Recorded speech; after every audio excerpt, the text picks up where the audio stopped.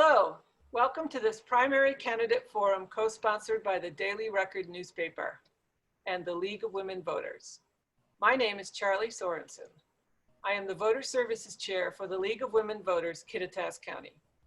Founded in 1920, the League of Women Voters is a nonpartisan organization with 800 affiliates across the country. It encourages informed and active participation in government, works to increase understanding of major public policy issues, and influences public policy through education and advocacy. The League never endorses candidates or political parties at any level. We don't care how you vote, only that you vote. League membership is open to all genders, ages 16 and over, and we invite you all to join us. Our moderator for this primary candidate virtual forum event is Catherine Murphy. Catherine has been a member of the League since 2017, where she has filled a variety of roles at the state and local level. Thank you, Catherine. Thank you, Charlie. I'm very pleased to have the opportunity to moderate our virtual 2020 primary candidate forums.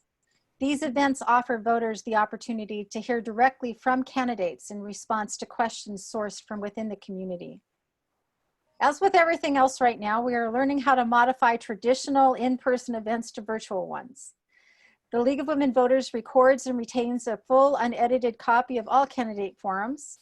If any portion of a League forum is redistributed out of context to make a candidate look or appear to say something they did not say, or edited to make a candidate look bad, or in any way they did not actually look at the original forum, then the League of Women Voters will alert the media, provide the unedited video for comparison, and file the appropriate complaints with any applicable governing authority. For the virtual 2020 primary forums, we record each candidate interview using the same structure: a 60-second opening statement, 90-second responses to 3 community-sourced questions, and a 60-second closing statement. The forum recordings are being offered in 2 formats. Viewers can view each interview in a standalone choice, and they can watch a compilation of all candidate interviews for each position in a 5-part playlist. This compilation shows the candidates in the order they appear on the ballot, answering the same question. Part 1 includes the introduction of mine and the candidate opening statements. Parts 2 through 4 show each question being asked and then each candidate response, and part 5 shows each candidate's closing statements plus my closing remarks. The forum recordings will be available at the Osiadacz County League website and on our YouTube channel, on the Ellensburg Daily Record website, on Ellensburg Community Television, Spectrum Channel 191, and Inland Networks. The county commissioners for Osiadacz County serve a 4-year term and are empowered to set county policy, adopt laws, implement them, and, except for the responsibilities of other elected officials, carry out the day-to-day operations of the county. 3 candidates are running for Osiadacz County Commissioner District 2 Commissioner 2, Jerry Martins, Laura Osiadacz, and Jessica Carricker. I now want to welcome Laura Osiadacz to the forum. Thank you for taking the time to be with us, and we will start with your 60-second opening statement. You may begin when you like. Hello, my name is Laura Osiadacz, and I am a 7th-generation Washingtonian with a heritage stemming from the farmlands of Eastern Washington to the evergreen forests of the Snoqualmie Valley. I have a very long service history. In addition to being your Osiadacz County Commissioner over the past 4 years, I also served as a Roslyn City Council person for 5 years. I have served on the Roslyn Fire Department as a volunteer firefighter for 12 years, in which I continue to serve, and I am a board member for the Roslyn Ronald Cleolum Heritage Club. Over the past 4 years, we have made great strides in our community.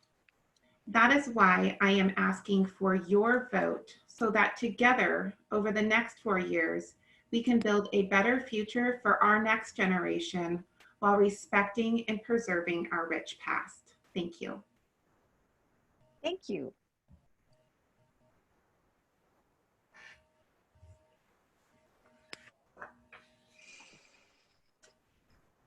Question number 1. What are your priorities for the county budget as a result of the loss of tax revenues due to COVID-19? Ms. Osiadacz, you have 90 seconds to respond. Well, one of the really wonderful things is that Kittitas County historically has been very conservative in their budgeting measures. So unlike a lot of other government entities, Kittitas County anticipates that we will either meet or exceed our budget for the general fund in 2020. In addition to this, we have taken preventative measures and had our department heads and elected officials take a look at what it would look like if they did have to make budget cuts. If budget cuts were to take place in the future, what would make most sense would be for those cuts to be taken out of the enterprise funds. Enterprise funds are funds that are funded through the services that are rendered to the public. So again, I just like to reiterate that I am very proud of the work Kittitas County has done to ensure that we are in a good place financially. And I will continue to work hard for the voters of Kittitas County to provide a fiscal conservative community that takes care of our community members and provides the services that they require. Thank you.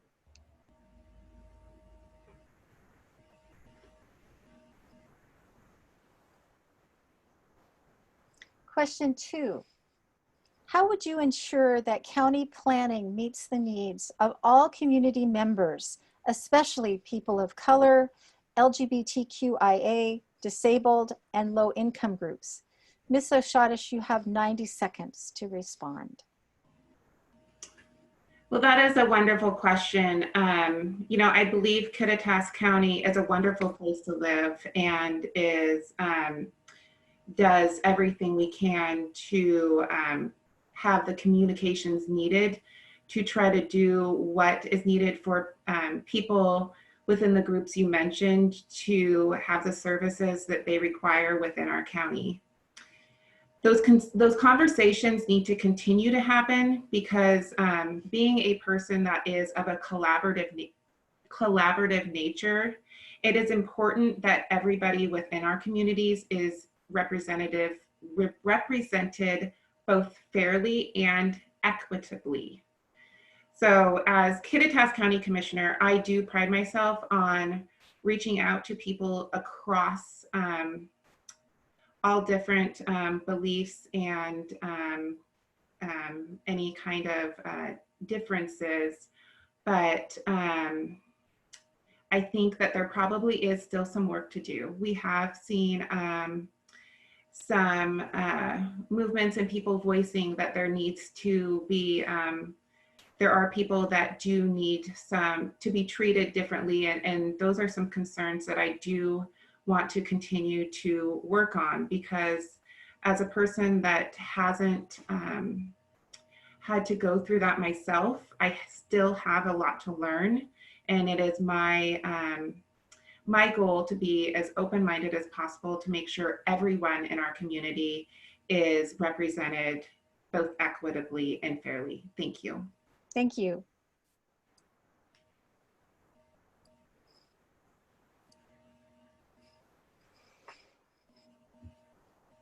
Question 3. If elected, how will you ensure that the county complies with all state laws, public health orders, and governor's proclamations? You have 90 seconds to respond, Ms. Osiadacz. Well, this is something that I've been working through for the last 4 years. And luckily, Kittitas County has a wonderful group of employees that are working for it and a great group of elected officials.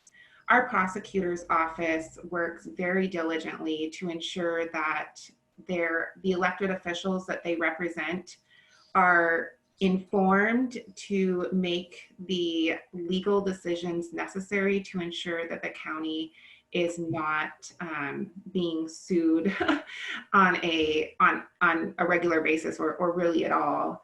So I continue to depend on working well with our prosecutor, Greg Semple, and his team to ensure that we are taking all the steps necessary to ensure that we are protecting Osiadacz County and ensuring that we are not having to defend ourselves against unnecessary lawsuits. Thank you. Thank you.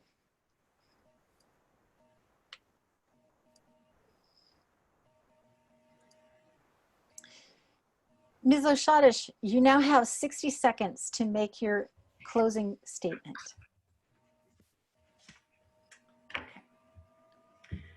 I'd like to remind everyone that my name is Laura Osiadacz, and I am running for re-election as Osiadacz County Commissioner for District Number 2. I have both the experience as well as the relationships to get the job done. It is no coincidence that I have received over 140 endorsements, not only from our neighbors and friends, but also from elected officials in Osiadacz County and across the state of Washington. That is why I spearheaded the movement which initiated the conversation with commissioners from across the state to address the governor's office in regards to COVID-19.